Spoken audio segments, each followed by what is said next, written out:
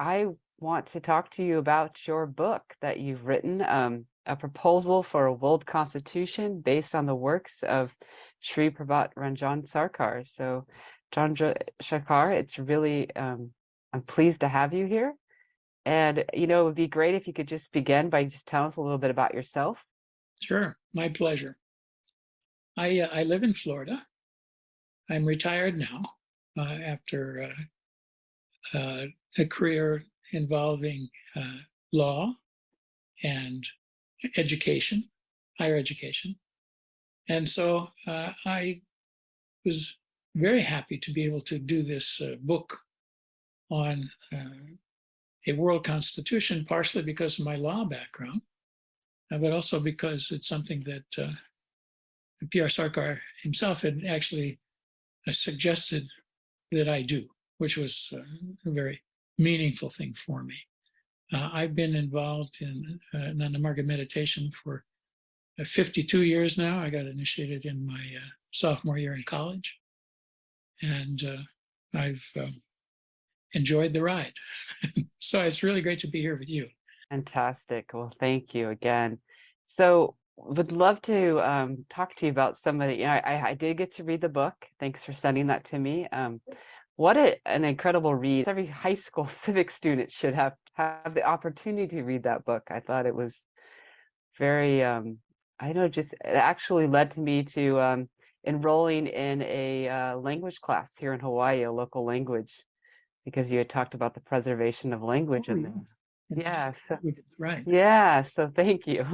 Sure. Well, it was interesting because this book draws from a wide range of sources, of discourses from Pierre Sarkar, and attempts to weave them together, because he did talk about the idea of creating a world government and having a world constitution to give guidance to that government. A world government is essentially something that has political authority over all of the people of the world, and a world constitution is essentially the guidebook of rules and regulations that the government would follow to be able to provide service to the people. So it's really interesting to try to draw from many different sources to put this together. You just talked a little bit about what is a world government and a world constitution. Why do you think Pierre Sarkar spoke and wrote about the concept of world government and world constitution? It's very interesting. I mean, here we have a spiritual guru, spiritual philosopher, talking about world government, and it seems quite strange at the beginning. And what's also interesting is that he talked about these principles of world government very early on in his writings in the 1950s. And so you really think about, why is that? And what place does this have in his philosophy? One thing that's clear is that in the 1950s, people remembered the horrors of World War II.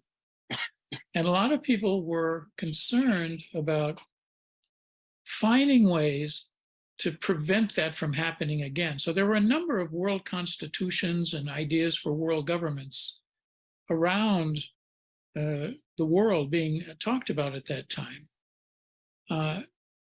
We know from stories about his life that Pierre Sarkar was talking to colleagues during World War II about the atrocities to both civilians, especially to civilians, that were occurring. And it seemed that that clearly affected him. And so that was probably something of an impetus, but also he had been evolving philosophy that would help people look broader, to go beyond the traditional isms that people, lived with, which were in effect almost dogmas that would limit their thinking. Things like nationalism, that nationalism was the most important thing, my country over all others.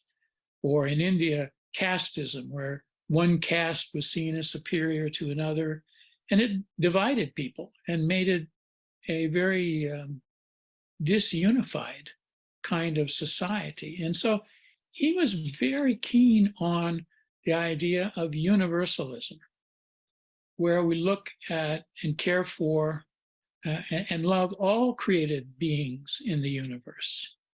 And so I think that part of his desire to promote a world government was to be able to create a universalistic sentiment among the people, where we all feel like we're in this together. We are one people of the planet Earth, and not just people, but we have connections with other life.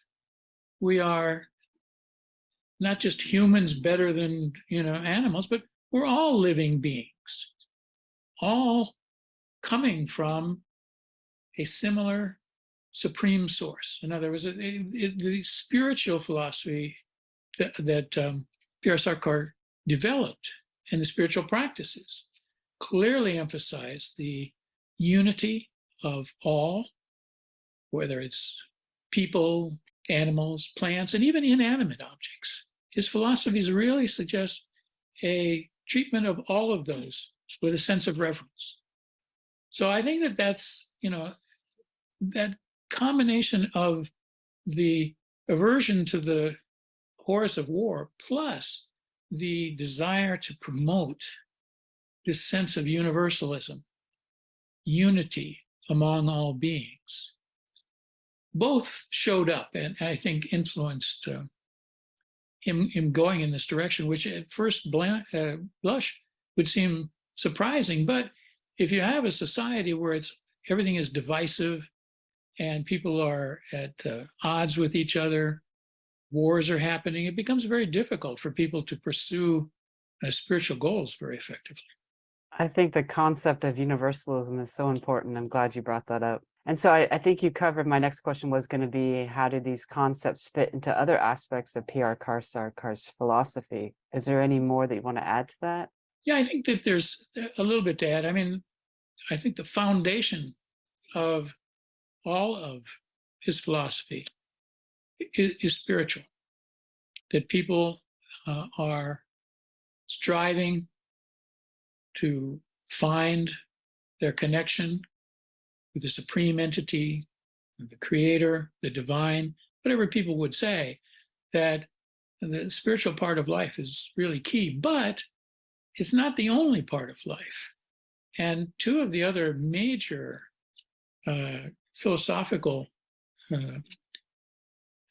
elements in Sri Sarkar's work, Pierre Sarkar's work, is one of them is called Neohumanism. You may be touching on it in other programs during the PLT, which is dealing more with sort of the mental or psychic world, which helps people overcome limiting dogmas that prevent them from thinking broader, from seeing that unity, from pursuing the connection with all life, the love for all life, even inanimate objects. And that this psychic or spiritual, mental type of philosophy provides a very helpful link to the universalism, which is clearly a part of the world government and world constitution. The government and constitution are meant to promote that, but they themselves are influenced by the concept of universalism, as is found in Neohumanism.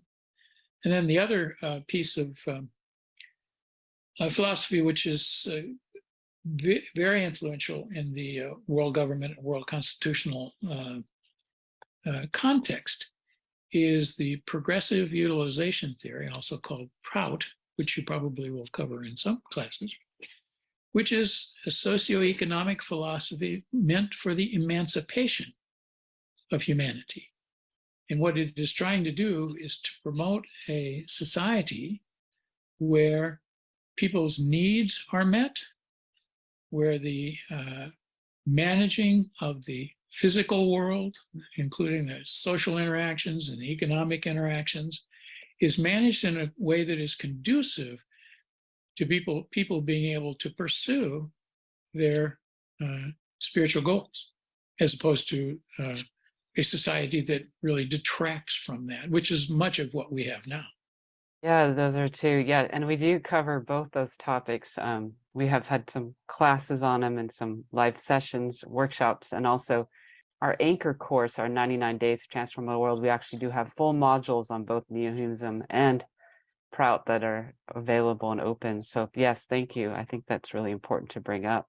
As people learn more about that, they will see, although the world constitution and world government, I think, is probably closest associated with the Prout philosophy, although it is influenced by both the spiritual and neo-humanist philosophies. But as people learn about those things, they will clearly see how all of those philosophies influence the direction and the structure of world government. So we started talking about the world government and constitution, and would the world government and constitution evolve over time? Yeah, I think that this is an interesting point. One thing that Pierre Sarkar, I think, is very aware of is sort of the psychology of people and how introducing a new concept, and this is not just in the context of world government, but in many of the new kind of concepts he brings up, he suggests implementing them in sort of a step-by-step or phase-wise manner, because people aren't necessarily ready for big change right away. And so by being able to take this a step at a time, and if people have problems with it, being able to talk about it and work through those problems in a sensitive manner that takes into consideration people's concerns, is something that he supports very much. In particular, he suggests that an early stage of world government might just be having a world legislature where representatives from all the countries would come. They would pass laws. The laws would be enforced by the individual countries themselves. So it would be a step. It's still a big step, but it's not a huge step.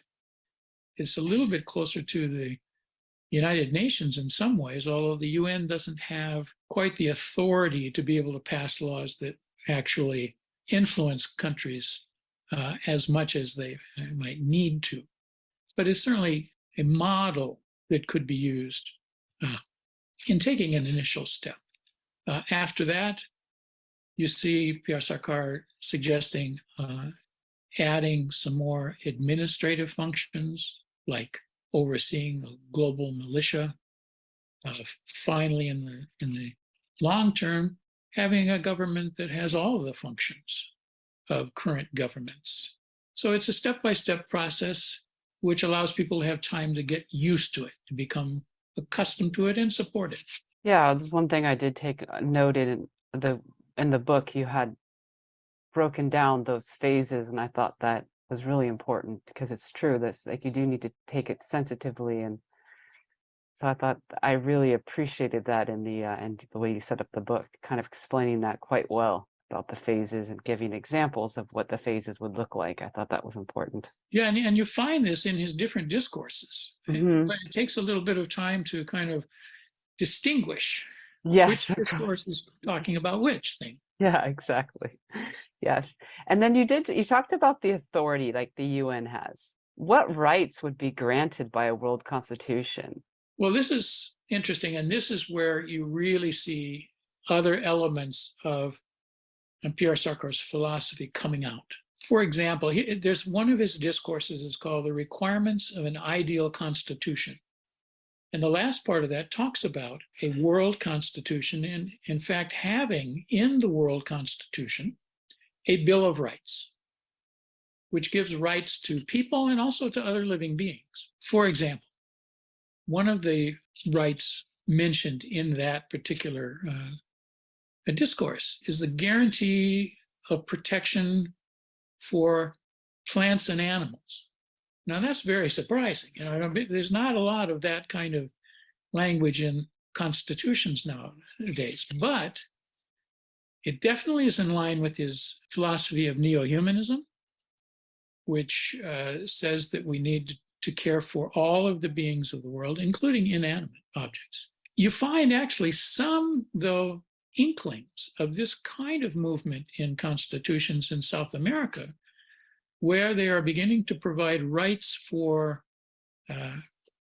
ecological areas, for forests, for other living beings. So people are getting there. It's not quite there yet, but I think that's probably the direction that we're going to be seeing happening anyway. A second right is one that comes more from the Kraut philosophy, which is that countries will be required to guarantee the purchasing power of their citizens sufficiently to be able to obtain the minimum necessities of life. Now, what does that mean? Basically, countries will have to guarantee people the opportunity to have jobs that pay sufficiently so that they can buy adequate and decent food, clothing, housing, medical care, education, and other necessities. You don't see that well, you see it in some places where there's efforts, but rarely do you see it really fully manifest. And this particular right, and in general, these rights are ones that people would be able to, is called justiciability, means they can hold the government accountable through courts or otherwise for, in fact, manifesting these rights. So it's not just on paper. They can sue in order to make sure that they are guaranteed these rights.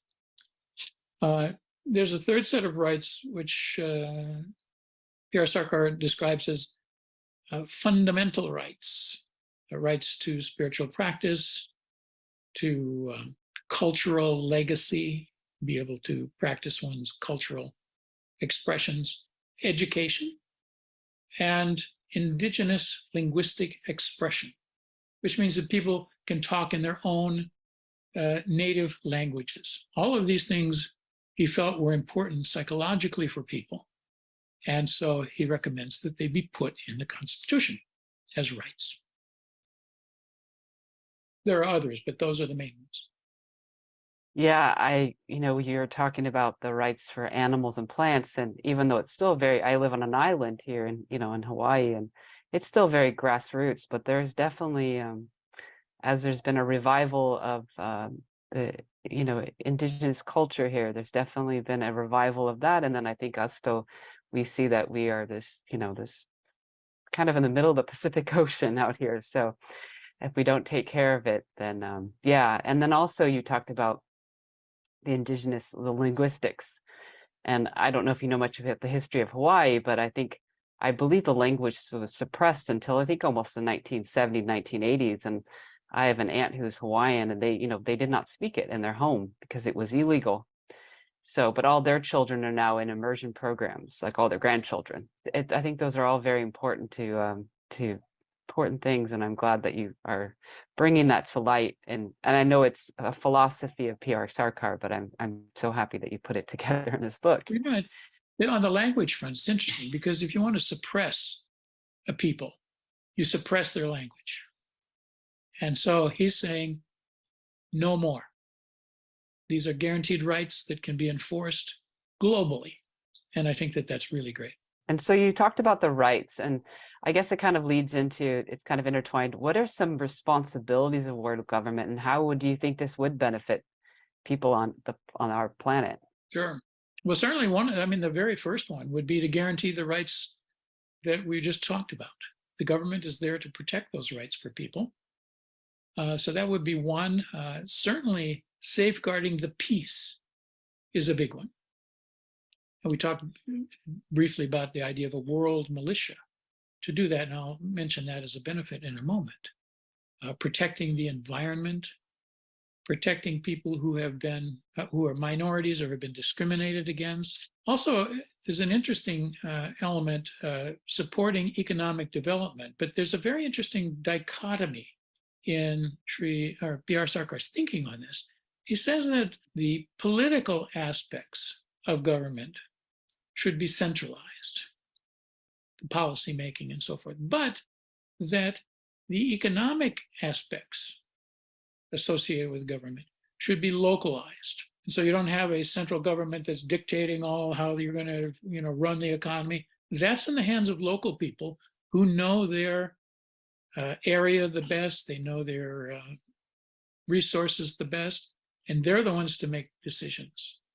The world government could help if they needed resources or expertise, but the decisions about how to plan for local development and how to implement that are in the hands of local people. It's a very nice dichotomy and quite unique, I find. Now, as far as benefits go, one example of a benefit would be if you have a world militia, which is safeguarding the peace, right? If you have that, you don't have to have an army in every country. And so you don't have to spend trillions of dollars globally on having armies in case some other country's army is going to invade. So having a global militia would be something that would save tremendous amount of money that could be used for the betterment of people and other creatures. It could also lessen bloodshed happening from warfare, like in the Ukraine now, and it could lessen people's mental tensions, which could be one of the biggest long-term things, and something that would help in people's spiritual growth. Because if you're constantly fearful of you're going to be attacked or hurt, that's a hard place to start your meditation from. So how would a world government be structured? Well, we talked about it. It happens in phases. I mean, the early phase is just a legislature, and the countries send representatives to a legislature. It passes laws. The countries enforce the laws. Very simple. I mean, it's not an easy step, but it is fairly simple to describe. Later on, you begin to have additional administrative elements come in. The first one that Pierre Sarkar talks about is the world militia, probably because it has such a major effect on the dynamics if you take away the threat of war. I mean, just look at how globally the invasion of Ukraine has affected people, the price of grain, of oil and gas, the relationships of different countries. It has really thrown the world into a spin. And so if you can eliminate that, that has a big effect. But then beyond that, ultimately you would have a government that's very familiar in terms of the structure. There would be a legislature to pass laws, an executive body to enforce the laws, a judicial branch to interpret laws. Two things that are interesting in terms of Pierre Sarkar's view. One is he also suggests a branch of government called an audit branch, which is essentially to make sure that the money is being spent correctly. And so they review the expenditures of other branches. And then finally, there's a policy-making branch separate from the legislature, which goes about making large-scale policy decisions, which then a legislature can take and make laws about. And those are the two kind of new parts, an auditing branch and this high-level policy-making body. So how would a world government be implemented? The big question, right? Yes. As I said, back in the 50s, there were lots of people working on world constitutions and ideas for world government, and they have worked very hard and diligently, but have generally not gone very far. And that's because there's a lot of resistance to this idea. Some of the resistance comes from individual people who are a little scared. They think of world government as a big, scary entity. They're just not sure. Because, legitimate skepticism of what is this going to do for me? So there's that, and there's also the idea that different countries have different, interests, and they may diverge from one another, which would make it harder for them to want to join together.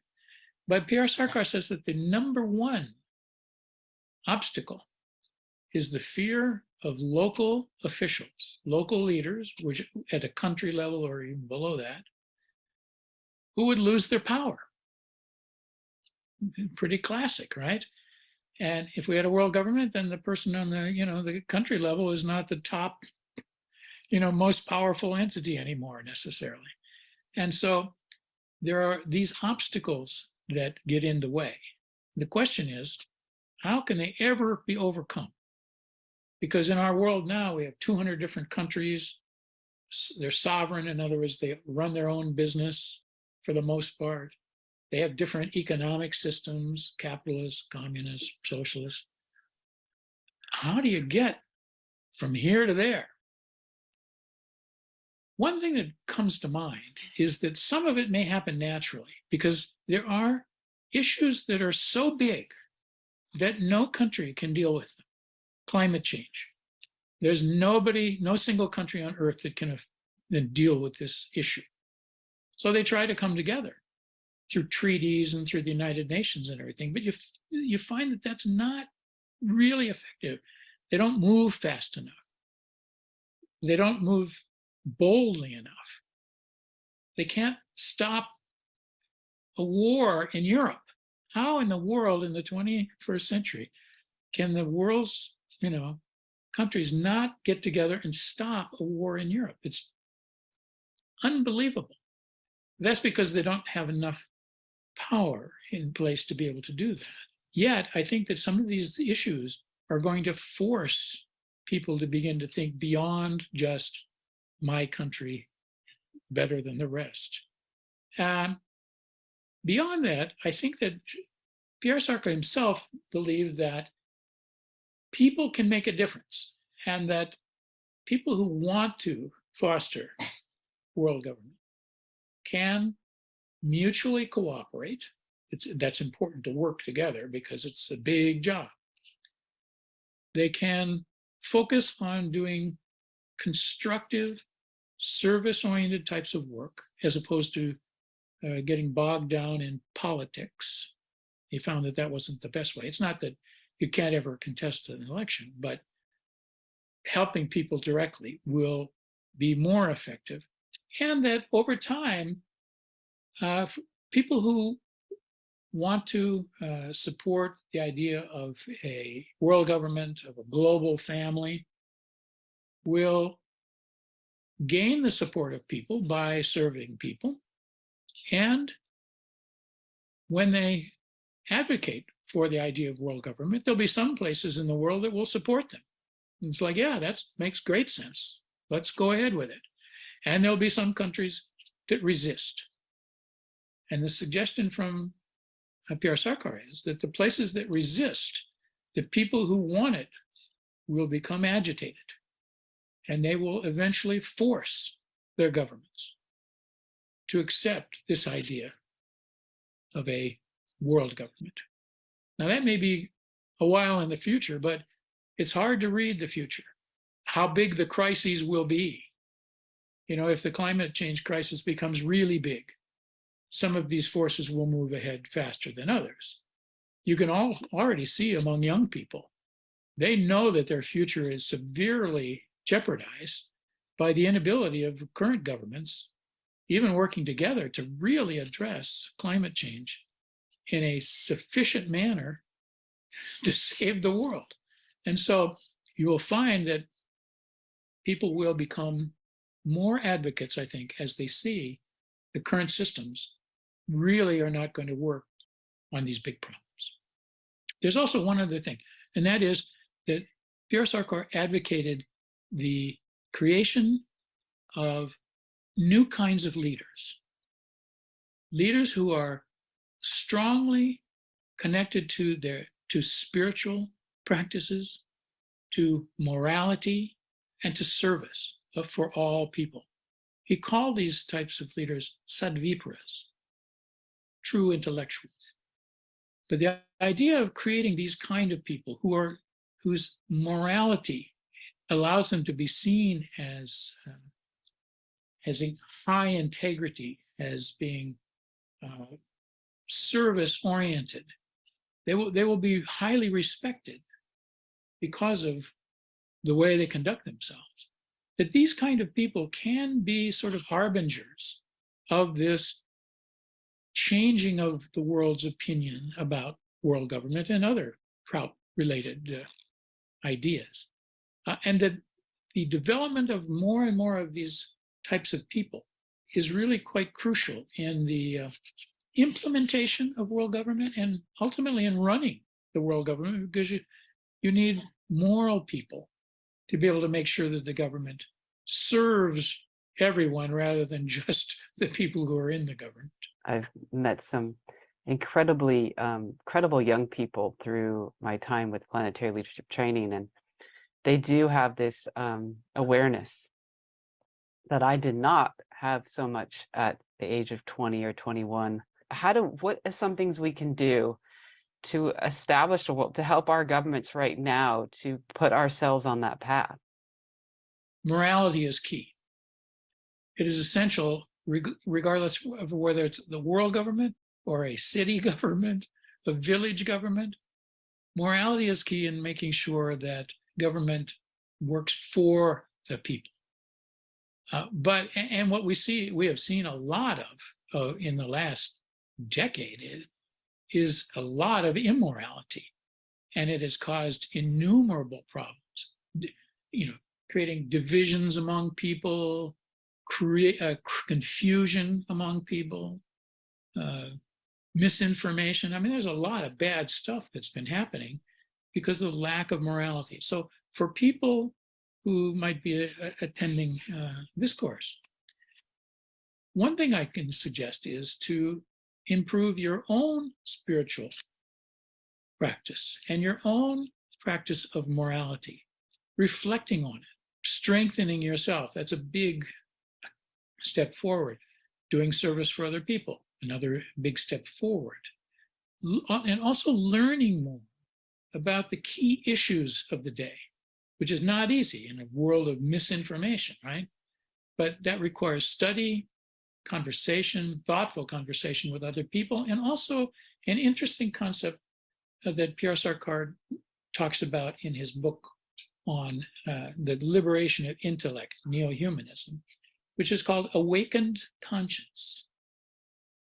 You study, you reflect on an issue, and then ultimately you begin to ask yourself, if we do this policy, will it benefit people or not? If it does, then you're more likely to accept it. If it doesn't benefit people, forget it. Awakened conscience, being able to reflect on whether or not issues are benefiting the greater group of people. That's a real key. So that would be on an individual basis. On a sort of larger basis, I would say supporting leaders who represent these kind of values. There are not a lot, but there are some. Find those, support them, and also begin to share the ideas that you have with others. And this is ultimately building up a critical mass of people who have a sense for what is important, what is valuable.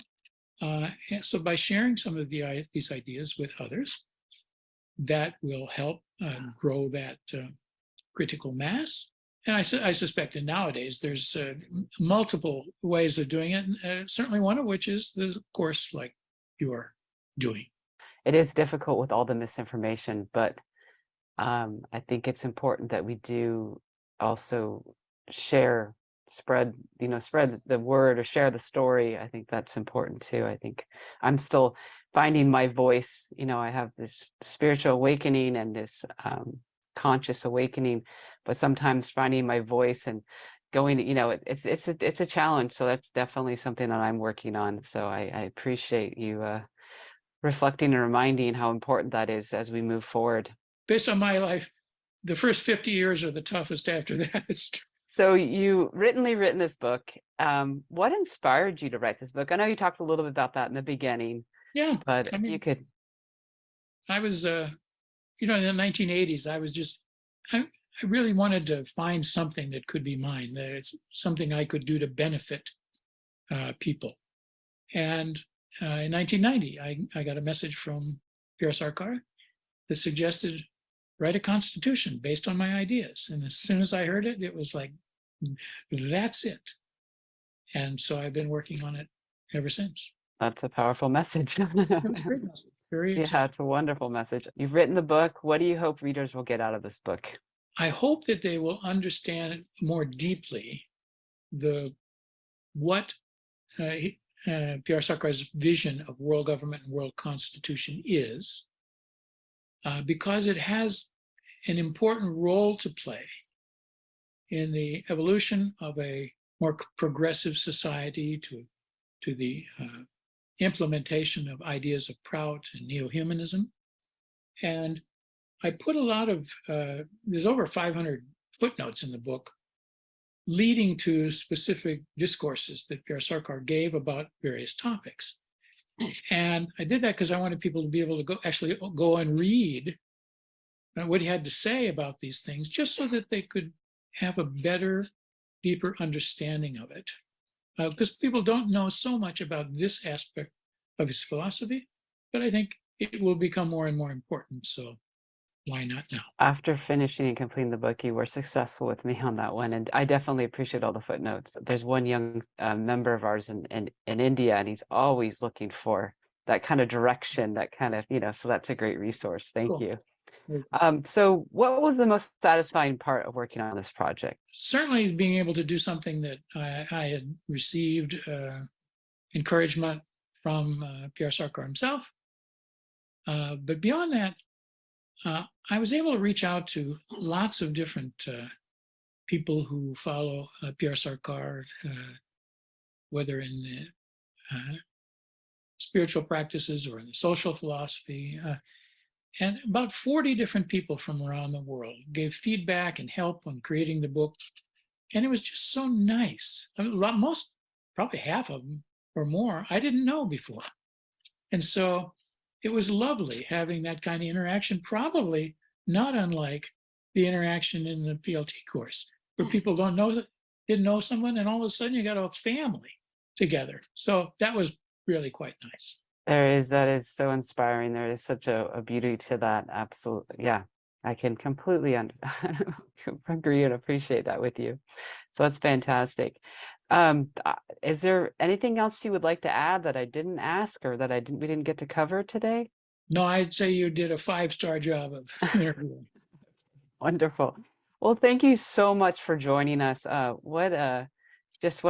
so excited to share this with everyone, and to hopefully inspire people to get the book and to read it, and also to take action, because I think that's the thing that is the most inspiring. And I think this book really gave you that framework. Like you said, it did kind of connect some things that maybe were not so connected, and I also learned a lot of new things. So it gave me kind of a path.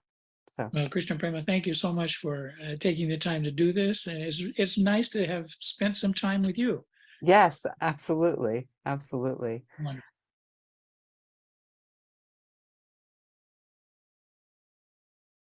All right. I hope everyone enjoyed the interview. I enjoyed watching it again. All right. So now it's your opportunity. We do have Chandra Shekhara here today, the author, and our guest. And thank you, Herma. Yes. So we are going to be open for questions. And of course, Shekhara, if you have anything else you want to add, that's also more than welcome to. And you can use the chat. You can open your mic, however you're most comfortable, but I'll let Shekhara take the stage. Thank you very much. I'm proud to be able to color coordinate with my former interview with you, my one blue shirt. No, I'd be happy to take anyone's questions. Okay, so far we have, it looks like Lovely and very inspiring. Thank you too. And then we have most of our governments, institutions, universities, judicial, local school boards are not run by moral people who serve their own agenda. It needs to starts grassroots, elect local people who are the people. Yeah. So, And that's clearly influenced, I think, by our economic systems, capitalism, and whether it's state capitalism or more individual capitalism, where money becomes the goal of life as opposed to something more uplifting, you get this kind of perversion of values, and it has very severe effects. Yeah, I found myself, I just checked my memory. It was from the Gettysburg Address. Americans will remember Abraham Lincoln saying, "Government of the people, by the people, and for the people." It's what we want. and here Maya said, Neohumanism is very well answering this question, I feel, but maybe some comments on it would be interesting. So here it goes, or here goes it. So I'm not sure if there's. You want me to take you out of translator, here in Maya, so you can more easily share?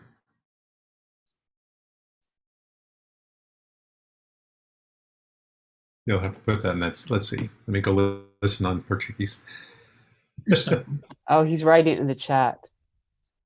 How would a proposal for a world constitution balance the governance of Savipras and decision-making with preservation of sovereignty of individuals and culture diversity?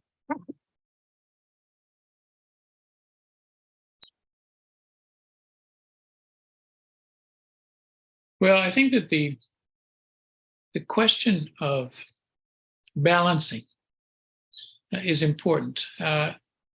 One of the interesting parts of the idea of world government, and actually governance as a whole, is the idea that a world government would be more centralizing of political issues, whereas economic types of issues would stay, the resolution of those in terms of planning and implementation of economic aspects of life would stay local. So people would have the ability, and a wide variety of people could be involved in planning and implementing their local economies, things that are, kind of central to everybody's interests. Much easier to be actively involved in that as an individual under this kind of scheme. It's called economic decentralization, where you would have boards of people. I mean, the local economy would largely be run through the media of cooperatives. People are involved in cooperatives, members and or staff members have a lot of input in how things are run. And the ability to cooperate to make those kind of decisions is sort of the essence where I think individual input would be involved. In terms of a world government on the political stage, the creation of policies and so forth would be influenced principally by Sadvipras, who would be key boards of a world government. And in those cases, the kind of issues that might be addressed would be, for example, this is a good example, I think, the creation of a common correctional system. Historically, they've been called penal systems, or criminal law systems, but Pierre Sarkar talks about them as correctional systems, which are meant to correct the behaviors of offenders against different criminal laws. But the creation of a uniform code that would mean that people from all over the world would be treated the same with respect to the kinds of behaviors that are acceptable and the kinds that are not. Right now, it's very different, often based on various sorts of religious ideas of what's right or wrong. He believes it should be a common type of code, and a world government would certainly be involved in that kind of focus. Whereas for how to run the local economy, that's the local people who would be involved. So there's some balance that comes about as a result of that bifurcation of responsibilities.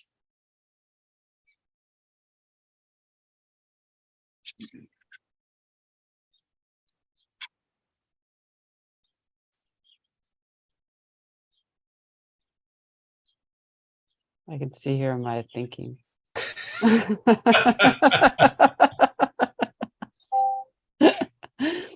You said, in terms culture is tricky. Yes, thanks. Many cases pop up on my mind. Yeah, we can see your thinking, Jeremiah.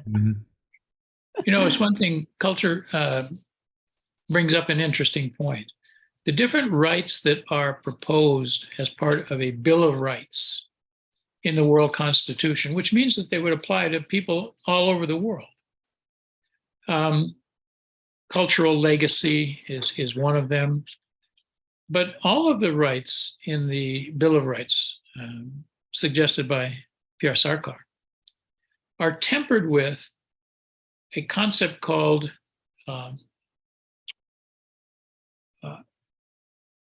cardinal human values or cardinal human principles.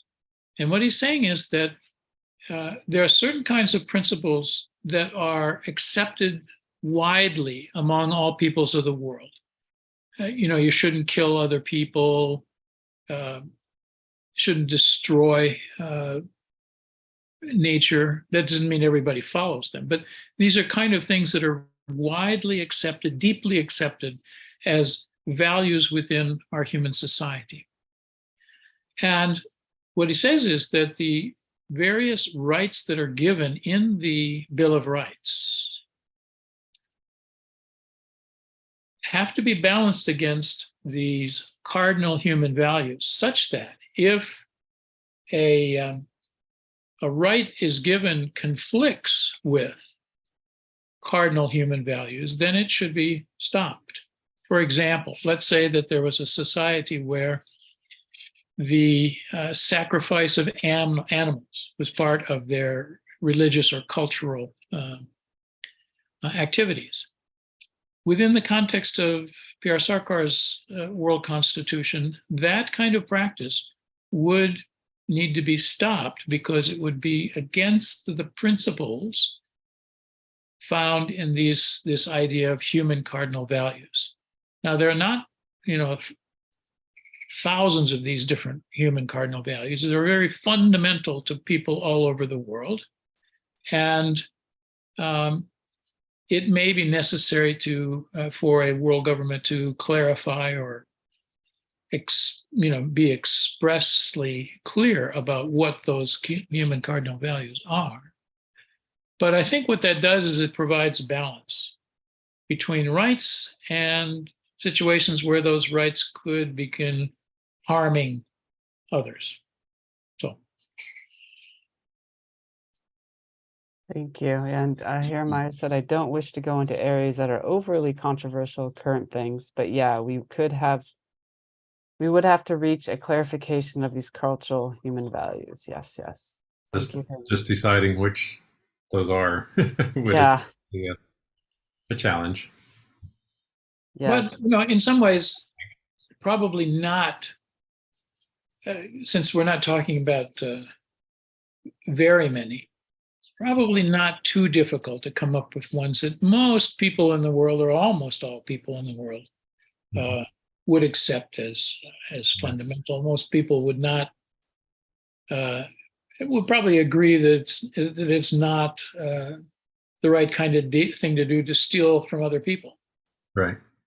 I think or there's a kill other people, or think collection of about that. things that would be easy, and then there would be that last 20%, right? Exactly, the As in so toughest many one. problems, there's 80% is easy, and the last 20% is much harder. Precisely. And it may change slowly over time as society changes. Certain values may become higher values, meaning, we may be um, have values that are more lofty in the future than they are now. Mhm. So we have to do that. And within this version of the World Constitution, I suggest that those kind of issues may be well addressed by the policy-making body of the world government, which in Sri Sarkar's view would consist of people who have the quality of sadvipras, that they're spiritually strong, morally high integrity, service-oriented, and at the same time, though, they're people, and therefore part of the structure of a world government needs to make sure that it doesn't go off track, that somebody just has all the power, and then all of a sudden they can, if they wake up and they're mentally changed, that they can't do harm. And so his idea is the creation of boards. In other words, there isn't a single individual who is the president, and that person's word is law. You have a board of policymakers. It changes membership periodically. It's elected by people, and that members of that board can be dismissed if their actions are not in line with the cardinal human values. It all gets a little bit sticky, but I think that you build in some protections, recognizing that people are people, and people have, even very highly advanced people can have foibles. And so you need to structure it in a safe manner. Thank you. Do we have some more questions? I had a couple sort of practical ones. For not everybody, even on this call, speaks English. Is the book available in other languages and places other than Amazon, which is the only place I found it? Yeah, at the moment, no. At the moment, it's only available in English, although I am quite open to working with people if they wanted to translate that. I'm talking to one a brother in Brazil about doing a Portuguese version. So I would be happy to work with people on it. I just don't have the capacity myself to do that. Right. And At currently, the moment, it's only available on Amazon. It was a quick way of getting it out. I anticipate within the next year that I will be looking at ways of being able to have it be available much more widely spread. Again, it's just thinking that through. right. Okay. Fantastic. Yeah, no, just when watching the interview again, it just inspired me so much because, I know Steve Phillips here on Maui. Yes. And so he's done so much for food security here on the island and trying to build a more circular economy. And he's been even in this before he came to Hawaii, created many co-ops on the mainland and things like that. But currently we're in a project of creating we're working on trying to build a center with, really the values of neo-humanism. And I see it like, I often think about, like, we have this incredible resources, this knowledge, and I want to spread it across, just spread across the world and make more people aware and allow them to, have this experience. And so I was thinking a lot about what you're saying, and I see, because you talked a lot, and I brought it up already about the culture preservation, and that's something that Steve and I've talked about being highly sensitive to. Hawaii has a deep history and also a dark history with the United States, and it still does. And it's still something that's being navigated. And it's a very kind of an interesting time to be living here. I mean, there's a division, there's a kind of an awakening going on one side of and especially I think people that live here. Like there's a lot of land preservation going on. I just worked at a culture site recently, and it's great because there's people coming that are visiting from all over the world that are coming to there, and they're like-minded, and they're aware, and that's when they come here, it's like one of the first things they do is they sign up to be a part of something like that, which is amazing. But then at the same time, we have the very wealthy, and we have the large corporations, and we have so many empty buildings sitting there with who knows who owns the property. And then we have a rise in homelessness, and I've been feeding the homeless with Steve for the last few months, and just such a incredible people stories that you would like to get. Anyways, just so it's I'm not sure what I really want to say, but again, I just think that what you brought in this book is really important, and something that I hope that you can find more avenues to get it, spread out there. Well, it's interesting. I originally wrote it for people, the target audience is for people who are interested in the ideas of Pierre Sarkar. It wasn't meant as a, public manifesto or anything like that. It's more of an educational book to help people understand what is Pierre Sarkar's ideas, or what are his ideas with respect to world government. It probably would not take too much editing to create one that would be meant more for the public. I noticed that when I talk to people who really don't know very much about Pierre Sarkar's work, they say, "Oh, these are nice ideas, but it's kind of utopian and not really very realistic. So I don't see how this could take place." And I can understand why they would feel that way. At the same time, I think that it is not likely that our current systems, which are largely sovereign individual countries taking care of their own business and dealing with other problems through multinational treaties and negotiations, plus a capitalist economic system, I don't believe that those are likely to be around in 100 years. There's too much happening. There's too much pressure that is going to be caused by not only the climate crisis, but the pollution in the oceans, the deforestation, the destruction of grasslands, the sixth mass extinction of different forms of life on Earth. These are very profound problems. And you get the United Nations, every 2 weeks, there's a report coming out saying, the sky is falling. And every 2 weeks it's worse. And we won't see it until it gets very close to the end. I mean, people know that there's problems, but the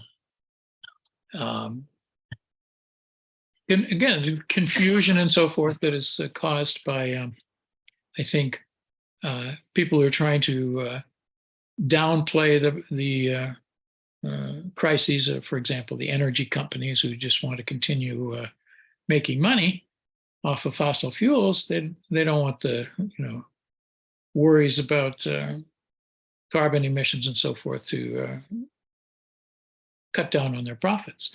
Well, there are people. So the clarity of the problems that we're facing this, although to the scientific community, they're pretty clear. To the general population, not as clear, although you find movements like the ones that was inspired by Greta Thunberg in Sweden, one little girl. Now there's millions of young people around the world realizing that their future is on the line. Once that kind of opening of people's minds occur, The trouble is it often occurs awfully late in the game. And so that you wake up and say, hey, we have to do something. And Mother Earth is saying, you had your chance. And now the consequences are going to come forward. But I think that I'm still positive. I think that we have to do things. There'll be more open-minded people over time. We will be able to make adjustments. There will be consequences, though. It will be a hard time, I believe, in the future. Yet, we need to be able to answer the question, if we don't have the current systems, the sovereign countries and the capitalist economic system, what do we have? And I think part of this is an attempt to begin to show a vision of a different system. A system that on the economic side would be based on Prout. On the governance side would be based on Pierre Sarkar's ideas of world government, which doesn't do away with local governments, but it presents a different kind of governing structure.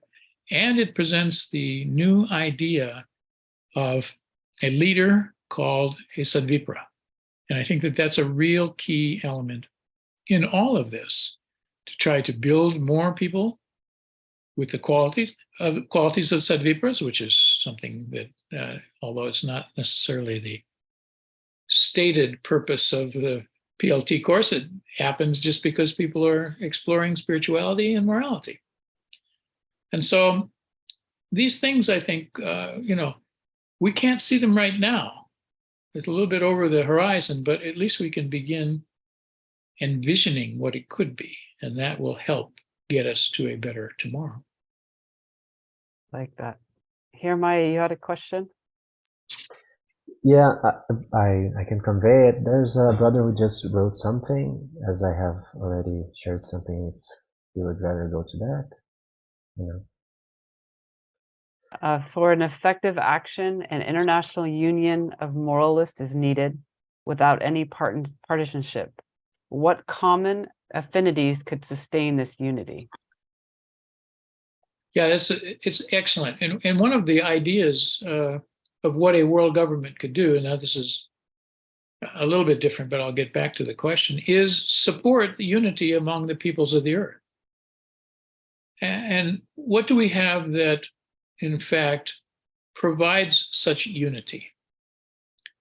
Well, from the perspective of Pierre Sarkar, one is that we all come from a similar source, whether you call that, a supreme consciousness, from the universe. Everybody that's born on this planet comes the same. There's not, the fact that you happen to be born in one place and you get more resources, or you're born in a poorer place, that's almost an accident. That's just because our systems allow those disparities. But everybody comes from the same kind of source. We're all human beings. There are certain cardinal human values that we were talking about. We have to explore the exact nature of them, but not killing other people, not stealing from other people. These are very widely recognized. That we should respect life or support life. In other words, we have to explore those kind of common values. And I think that the values will be very important in holding people together. But I like one kind of idea that Pierre Sarkar promotes and clearly becomes a part of his discussion of world government. And that is the idea of cosmic inheritance. The law of cosmic inheritance, which basically he says is that we all come from the divine source. We all come from a divine source. And that all of the resources of the universe can be available for us to use as part of our living and developing, but that nobody has the right to own them. And that we can use them, share them, but we can't hoard them and keep them away from other people. And that, I think, is a very strong underlying kind of message, and that we should respect all life from neo-humanism. That neo-humanism allows the philosophy of humanism to be transformed into neo-humanism, and to be transformed into universalism, which is the love for all created beings in the universe. So I think that drawing from, at least from Pierre Sarkar's point of view, drawing from some of the concept of neo-humanism and from Prout and from the spiritual philosophy, provide some very strong unifying ideas. Now, we recognize that not everybody has the same spiritual values as Pierre Sarkar, but at least being able to take ones that have broad appeal would be a first step. Thank you so much, Chandra. Thank you. And I really appreciate you being here today, and I appreciate everyone here for this live session.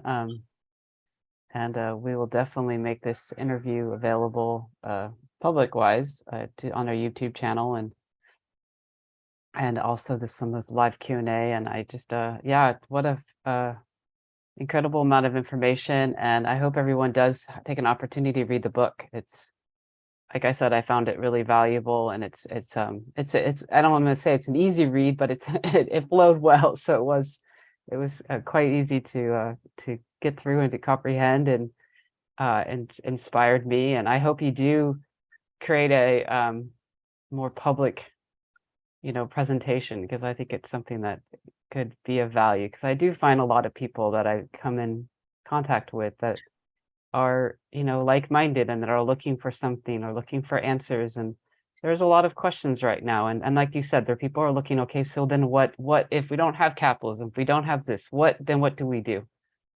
So I appreciate that big time. So thank you. Well, thank you for inviting me. Yes, yes.